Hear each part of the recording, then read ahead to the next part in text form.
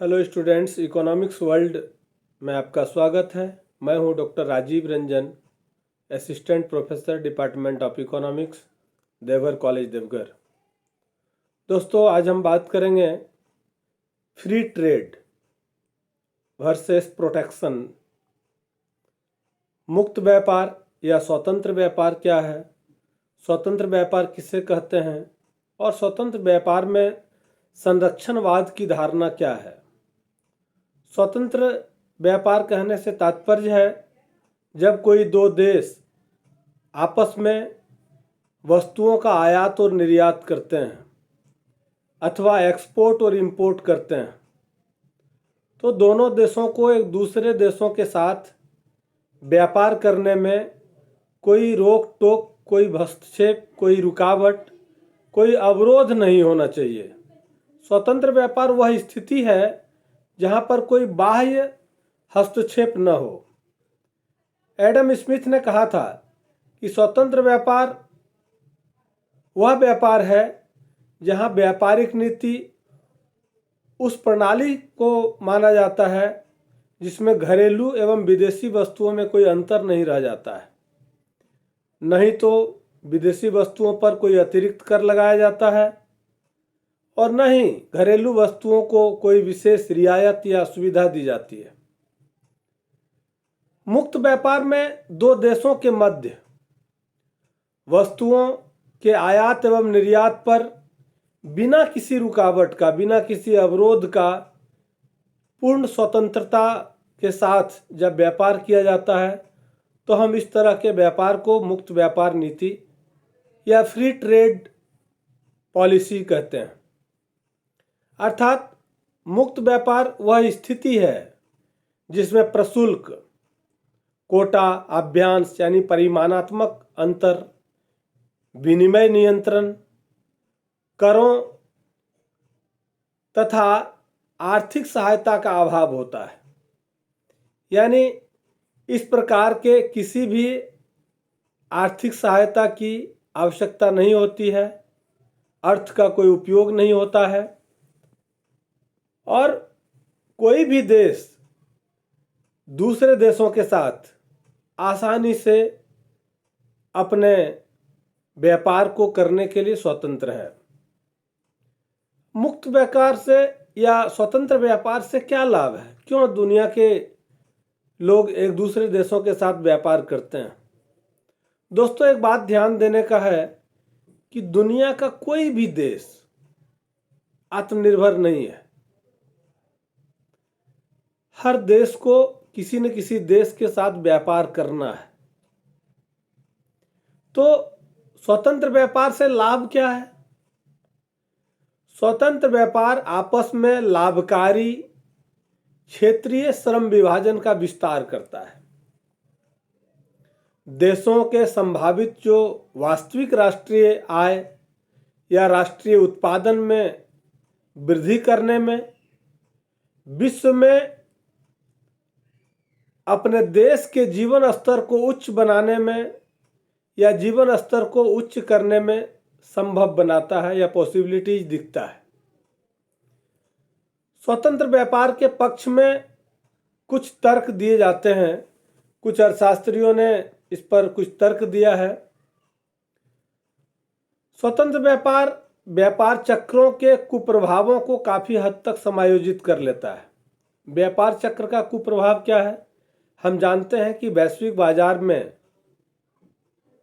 अर्थव्यवस्था में उतार चढ़ाव आता है, वस्तुओं के मूल्यों में कमी वृद्धि होती है।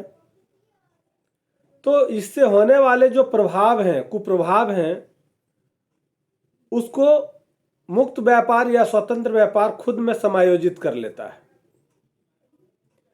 दूसरा है कि जब मंदी का समय होता है, डिप्रेशन पीरियड जब चलता है, तो मंदी के समय में निर्यातकों को अपने निर्यात में वृद्धि करके तथा मुद्रा के प्रसार में आयातों को प्रोत्साहित करके व्यापार चक्रों के कुप्रभावों को कम किया जाता है। मंदी के काल में जब हमें बहुत सारी वस्तुओं और सेवाओं का अभाव हो जाता है, तब जब हमारा व्यापार दूसरे देशों के साथ स्वतंत्र रूप से होता है। यानी कोई देश हमारे देश में अगर कोई सामग्री लाकर बेचता है तो उसको कोई टैक्स नहीं देना होगा। हम यदि दूसरे देशों में बेचते हैं तो हमको कोई टैक्स नहीं देना होगा।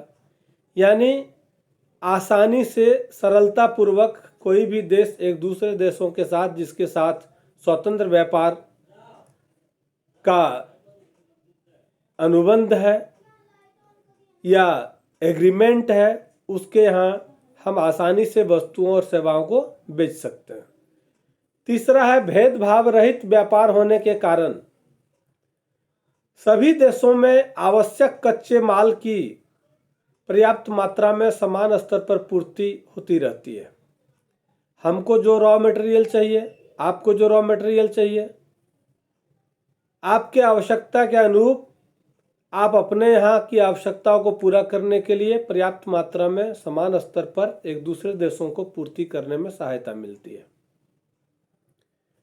चौथी है स्वतंत्र व्यापार होने से एक देश आवश्यकता अनुसार कच्चे माल की प्राप्ति आसानी से कर लेता है, जिससे औद्योगिक विकास की गति में तीव्रता लाई जा सकती है। क्योंकि जब तक किसी देश का औद्योगिक विकास नहीं होगा तब तक रोजगार के अवसर नहीं उत्पन्न होंगे, और जब तक रोजगार के अवसर नहीं उत्पन्न किए जाएंगे, रोजगार के अवसर का सृजन नहीं किया जाएगा, तब तक देश को आर्थिक संबलता या आर्थिक मजबूती नहीं मिल पाएगी। इसलिए औद्योगिक विकास की गति में तीव्रता लाने के लिए आर्थिक विकास अति सहायक सिद्ध होता है। पांचवा, स्वतंत्र व्यापार के कारण साधनों का अनुकूल उपयोग करके औद्योगिक उत्पादन क्षमता में वृद्धि की जा सकती है, जिससे देश की राष्ट्रीय आय स्वतः बढ़ जाती है। जैसे जैसे आर्थिक स्थिति मजबूत होगी, आर्थिक रूप से सुदृढ़ीकरण होगा अर्थव्यवस्था का, वैसे वैसे देश का आर्थिक आय स्वतः बढ़ता चला जाएगा। ऐसी स्थिति में उन्हीं वस्तुओं का उत्पादन भी बढ़ाया जा सकता है जिससे राष्ट्र को अधिकतम लाभ अर्जित हो सके या अधिकतम लाभ मिल सके। स्वतंत्र व्यापार के कारण देश में एकाधिकार की शक्तियां स्थापित नहीं हो पाती है, मोनोपोली नहीं चलता है। किसी देश में अगर किसी आवश्यकता वाली वस्तुओं का पर्याप्त मात्रा में उत्पादन हो रहा है और दूसरे देशों को अगर उन वस्तुओं का आवश्यकता है, तो चूंकि वह स्वतंत्र व्यापार है एक दूसरे देशों के साथ, तो वह एकाधिकार के भाव को पनपने से रोकता है। क्योंकि जब भी बाजार में किसी वस्तु या सेवा की आपूर्ति पर किसी विक्रेता का या किसी देश का या किसी उत्पादक का एकाधिकार होगा, तो निश्चित रूप से मूल्य बढ़ेगा और वह अपने मनचाहे मूल्य निर्धारित करेगा। स्वतंत्र व्यापार से बाजार का विस्तार होता है, क्योंकि एक देश दूसरे देशों में जाकर के अपनी वस्तुओं और सेवाओं को बेचता है। इससे उत्पादकों में प्रोत्साहन का भाव आता है, प्रतियोगिता बढ़ती है, और जिसके कारण वस्तुओं की गुणवत्ता में भी सुधार आता है। जब दूसरे देशों की टेक्नोलॉजी को, उसके प्रोडक्शन को, उसकी क्वालिटी को हम अपने देश में देखते हैं तो हमको लगता है कि हम भी कैसे क्वालिटी ओरिएंटेड कमोडिटी का प्रोडक्शन करें, कैसे अधिक से अधिक गुणवत्तापूर्ण वस्तुओं का उत्पादन करें, जिससे हमारे देश की वस्तुओं का भी अंतर्राष्ट्रीय मार्केट में डिमांड बढ़ जाए। स्वतंत्र व्यापार से प्रतियोगिता भी बढ़ती है। प्रतियोगिता इस सेंस में कि जब दूसरे देशों के उत्पादन क्षमता को, उसके टेक्नोलॉजी को हम लोग देखते हैं तो हमको लगता है कि हम अपने देश की टेक्नोलॉजी में नई नई जो टेक्नोलॉजी डेवलप हो रही है उस टेक्नोलॉजी को ला करके और हम अपने प्रोडक्शन में वृद्धि कैसे कर सकते हैं, तकनीकी में सुधार करने के लिए भी हम अपने को प्रोत्साहित करते हैं। प्रोफेसर हैवलर के शब्दों में विदेशी प्रतियोगिता के कारण घरेलू उत्पादक कुशल हो जाते हैं तथा उत्पादन वृद्धि के साथ साथ उत्पादन विधि में भी सुधार होते हैं, सुधार को अपनाते हैं। यही कारण है कि स्वतंत्र व्यापार होने के कारण आयात करने वाले राष्ट्र इस बात के लिए पूरी तरह स्वतंत्र रहता है कि वह जिस राष्ट्र के साथ चाहे वहाँ वस्तुओं का आयात करे। इस कारण निर्यात करने वाले राष्ट्र आपस में प्रतियोगिता करते हैं तथा वस्तुओं की कीमतें कम करके अपने निर्यात को बढ़ाने का प्रयत्न करते हैं। जब किसी वस्तु का आयात बढ़ेगा तो देश यह चाहता है कि हम आयात करने के बजाय अपने देश की वस्तुओं का निर्यात करें।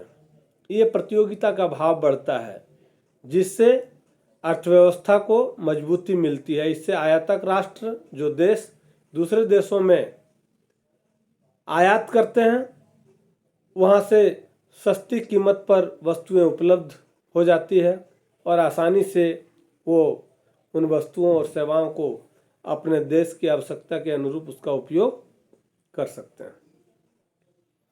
स्वतंत्र व्यापार प्रणाली में बिना रुकावट का आयात निर्यात होने से बाजार का विस्तार होता है। साथ ही साथ श्रम विभाजन और विशिष्टीकरण के लाभ भी प्राप्त होते हैं।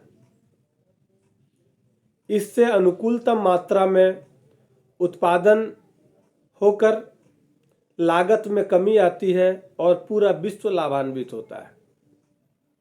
विशिष्टीकरण स्पेशलाइजेशन क्या है? श्रम विभाजन जब आप देश के अंदर औद्योगिक विकास करेंगे और हर स्तर के लोगों के लिए काम आपके पास उपलब्ध होगा, योग्यता और क्षमता के अनुरूप आपके पास काम के अवसर होंगे, तो स्वाभाविक है कि काम चाहने वाले लोगों को काम मिलेगा, रोजगार चाहने वाले लोगों को रोजगार मिलेगा और उससे देश की अर्थव्यवस्था को ताकत मिलेगी, देश की आर्थिक स्थिति में सुधार आएगी, अर्थव्यवस्था को मजबूती मिलेगी।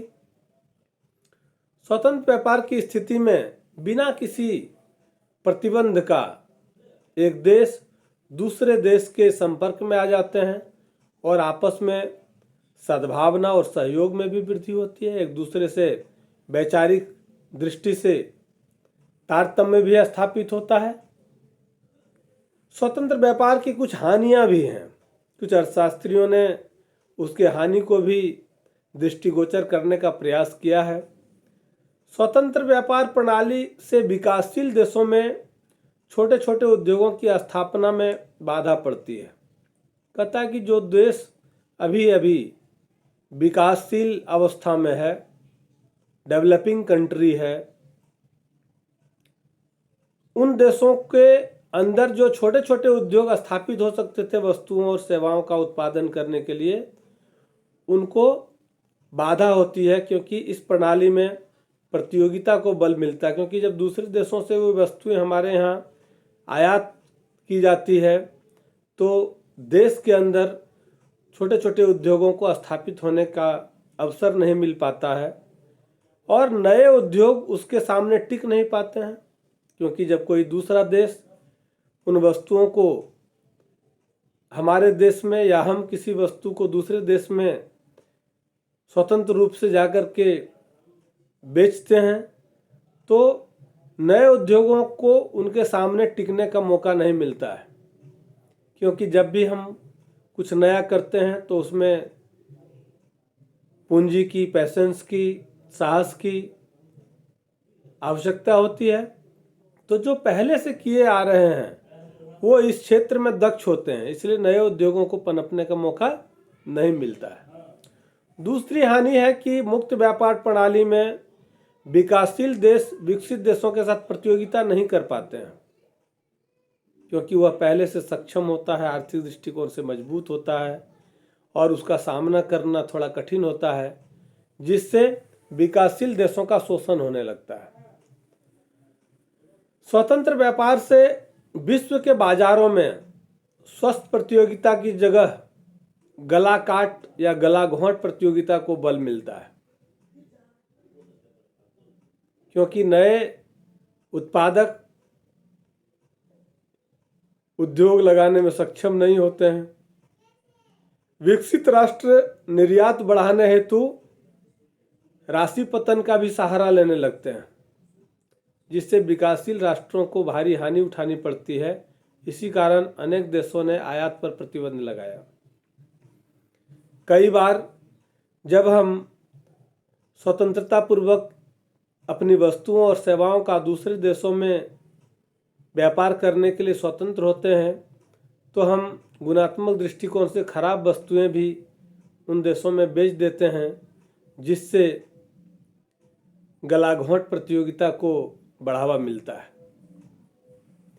स्वतंत्र व्यापार होने के कारण कभी कभी देश में ऐसी वस्तुओं का आयात कर लिया जाता है जो राष्ट्र एवं उपभोक्ता दोनों के लिए हानिकारक होता है, क्योंकि व्यापार करने का तो कोई रोक टोक है नहीं। कोई भी देश जब स्वतंत्रता पूर्वक व्यापार कर सकता है, तो कभी कभी ऐसी वस्तुओं को भी आयात कर लिया जाता है जो देश के लिए और उपभोक्ता दोनों के लिए हानिकारक होता है, जैसे नशीली वस्तुएं या इस तरह की अन्य वस्तुओं का आयात राष्ट्र के विकास के लिए अच्छा नहीं माना जाता है। इस कारण भी प्रतिबंधित बाजार उचित प्रतीत होने लगता है। तब लगता है कि मुक्त व्यापार की जो नीति है वो अच्छी नहीं है। स्वतंत्र व्यापार विकसित तथा अर्धविकसित देशों के मध्य आर्थिक विषमता की खाई को और अधिक चौड़ा कर देता है। क्यों? क्योंकि विकसित राष्ट्र हमेशा अपनी शर्तों पर व्यापार करने में सफल हो जाते हैं, क्योंकि वो पहले से डेवलप्ड कंट्री हैं और उनका अपना कंडीशंस है, और उस कंडीशंस पर वह ट्रेड करने में सक्सेस हो जाता है। इसलिए जो विकासशील देश हैं और जो विकसित देश हैं, उन दोनों देशों के बीच आर्थिक विषमता की जो खाई है वो चौड़ी हो जाती है या गहरी हो जाती है। कुछ अर्थशास्त्रियों का यह भी तर्क है कि कोई व्यापार न होने से तो स्वतंत्र व्यापार श्रेष्ठ है। इससे अच्छा है कि यदि कोई व्यापार नहीं हो रहा है, उससे अच्छा है कि स्वतंत्र व्यापार ही हो, अथवा कोई व्यापार न होने से कुछ व्यापार होना श्रेष्ठ है। जैसे हम लोग कहते हैं something is better than nothing, नहीं कुछ कर रहे हैं तो कुछ तो कर रहे हैं। तो अगर हम कोई व्यापार नहीं कर रहे हैं, उससे अच्छा है कुछ न कुछ वस्तुओं का व्यापार एक दूसरे के साथ हो, परंतु वे दृढ़तापूर्वक इस बात को नहीं कह पाते हैं कि प्रतिबंधित व्यापार की अपेक्षाकृत स्वतंत्र व्यापार श्रेष्ठ है या नहीं है। दोस्तों, स्वतंत्र व्यापार की जो नीति है वह बिल्कुल इस बात का प्रतीक है, जैसा कि हमने कहा कि दुनिया का कोई भी देश आत्मनिर्भर नहीं है और इसकी बुनियादी ढांचे और अर्थव्यवस्था की मांगों को पूरा करने के लिए हर देश को अन्य देशों पर निर्भर होना चाहिए। देशों के बीच व्यापार सभ्यताओं के रूप में पुराना है, लेकिन बाद से संरक्षणवाद के नुकसान और देशों के बीच मुक्त व्यापार के लाभों पर बहस चलने लगा।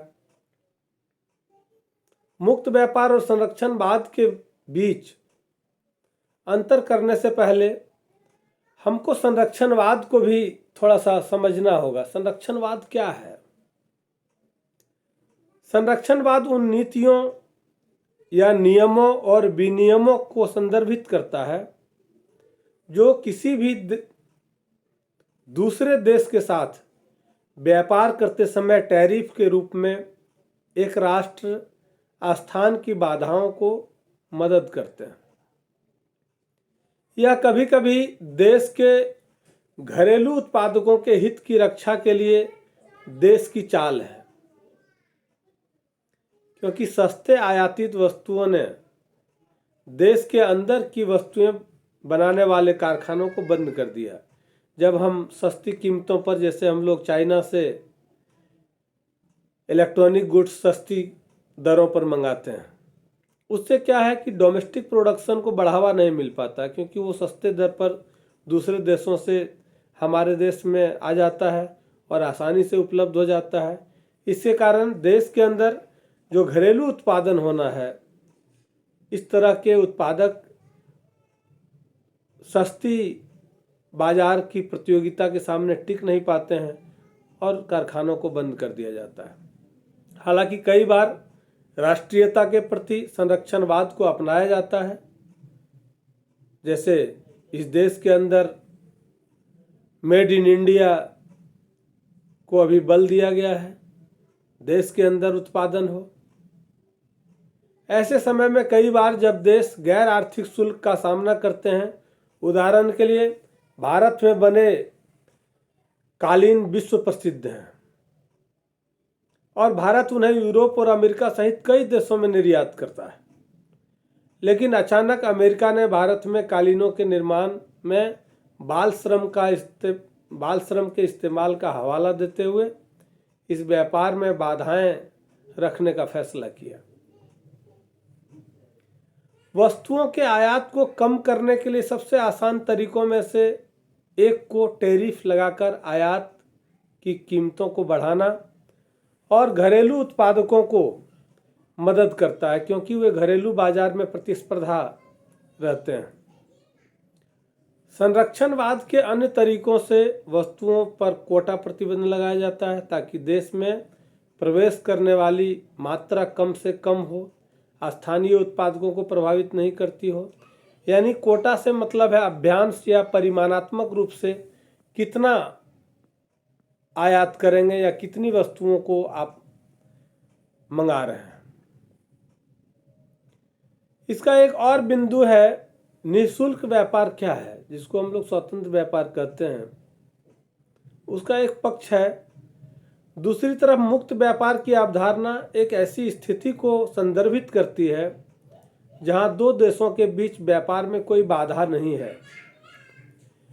यह न केवल दोनों देशों में मदद करता है, यह सहयोग और अन्य क्षेत्रों में व्यापार के मार्ग को प्रशस्त करता है और अविश्वास और जो कंजर्वेटिव माइंड है, जिसको बीमार इच्छा हम लोग कह सकते हैं, या किसी देश के बारे में जो पूर्वाग्रह होता है, जो हमेशा प्रतिबंधों, टैरिफों और एम्बार्गोस से भरा वातावरण होता है।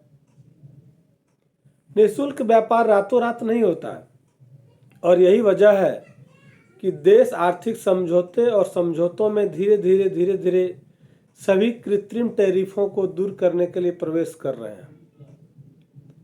निःशुल्क व्यापार पारदर्शिता और स्वस्थ प्रतियोगिता को प्रोत्साहित करती है। राष्ट्रों ने यह महसूस किया कि कुछ अन्य सामानों और सेवाओं के उत्पादन में दूसरों को श्रेष्ठ माना जा सकता है, जबकि वे अन्य क्षेत्रों में श्रेष्ठ हो सकते हैं। दोस्तों, संरक्षणवाद वह आर्थिक नीति है जिसका अर्थ है विभिन्न देशों के बीच व्यापार निरोधक लगाना। व्यापार निरोधक विभिन्न प्रकार से लगाए जा सकते हैं, जैसे आयातित वस्तुओं पर शुल्क लगा देना है, प्रतिबंधक आरक्षण और अन्य वस्तुओं से सरकारी प्रतिबंधों या प्रतिबंधक जो नियम हैं जिनका उद्देश्य आयात को हतोत्साहित करना और विदेशी समयावों कंपनियों द्वारा स्थानीय बाजारों और समयावों के अधिग्रहण को रोकना है। यह नीति अवैश्विक से संबंधित है और वैश्वीकरण और मुक्त व्यापार के बिल्कुल विपरीत है, इन्वर्स है, जिसमें सरकारी प्रबंधक को प्रभावित करता है। इसलिए जब भी हम व्यापार के क्षेत्र में मुक्त व्यापार की दृष्टि से बात करते हैं तो इस बात का ध्यान देना होता है कि हम किस प्रकार व्यापार को तेजी से दुनिया के देशों के बीच फैला सकते हैं, बढ़ा सकते हैं, जिससे देश की अर्थव्यवस्था को ताकत मिल सकता है। और जब अर्थव्यवस्था का सुदृढ़ीकरण होगा, अर्थव्यवस्था को मजबूती मिलेगी, आर्थिक उन्नयन होगा, तो रोजगार के नए नए अवसर पैदा होंगे। दोस्तों, अगर आपको वीडियो अच्छा लगे तो आप शेयर करेंगे, सब्सक्राइब करेंगे और इनबॉक्स में कमेंट्स लिखेंगे। धन्यवाद।